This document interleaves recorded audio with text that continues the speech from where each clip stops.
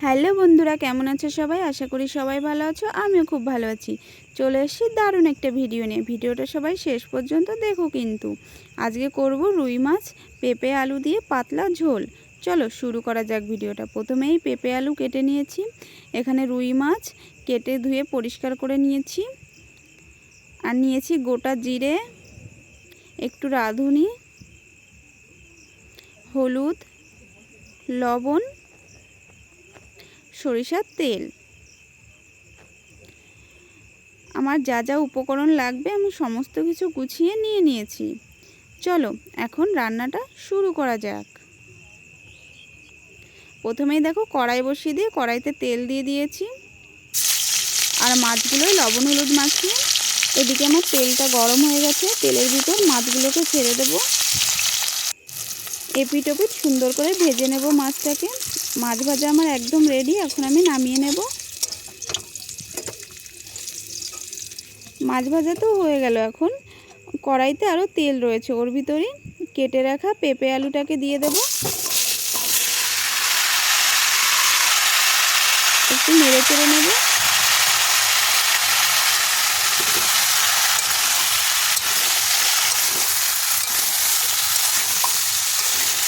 দিয়ে দেব পরিমাণ মতো লবণ,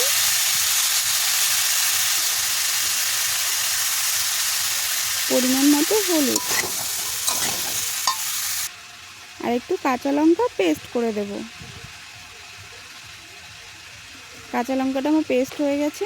এখন তরকারিতে দিয়ে দেব। দিয়ে আবারও তরকারিতে নেড়ে চেড়ে নেব। পেঁপে আলুটা আমার একটু ভাজা ভাজা হয়ে গেছে। এখন পরিমাণ মতো জল দিয়ে দেব।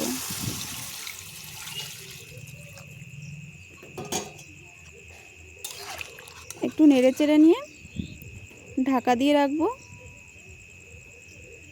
5 মিনিট মতো তরকারিটা ঢাকা দিয়ে রাখার পর জাল উঠে গেছে।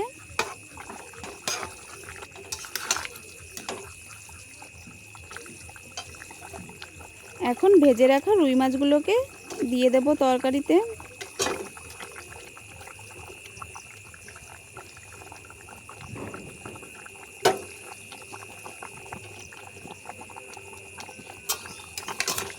আবারও একটু নেড়ে চেড়ে নিয়ে তরকারিটা একটু ঢাকা দিয়ে রাখবো। আরও 5 মিনিট ঢাকা দিয়ে রাখার পর ফোড়নের জন্য নামিয়ে নিয়েছি।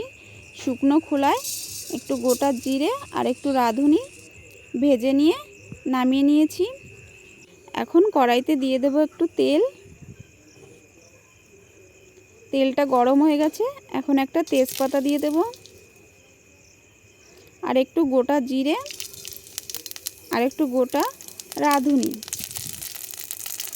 একটু ভাজা ভাজা হলে তরকারিটাকে ঢেলে দেব। একটু ঢাকা দিয়ে রাখবো।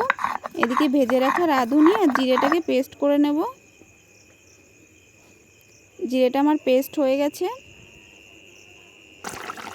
তরকারিতে দিয়ে দেব। আবারও একটু নেড়ে চেড়ে নেব। তরকারিটা আমার প্রায় রেডি হয়ে গেছে। এখন আমি নামিয়ে নেব। রুই মাছ আলু পেঁপের পাতলা ঝোল আমার একদম রেডি। আমার এই রেসিপিটা তোমাদের ভালো লেগে থাকলে তোমরাও বাড়িতে ট্রাই করতে পারো। আমার ভিডিওটা যদি ভালো লেগে থাকে like comment share and subscribe করে দিও। দেখা হচ্ছে অন্য কোনো সুন্দর একটি ভিডিওয়। বাই।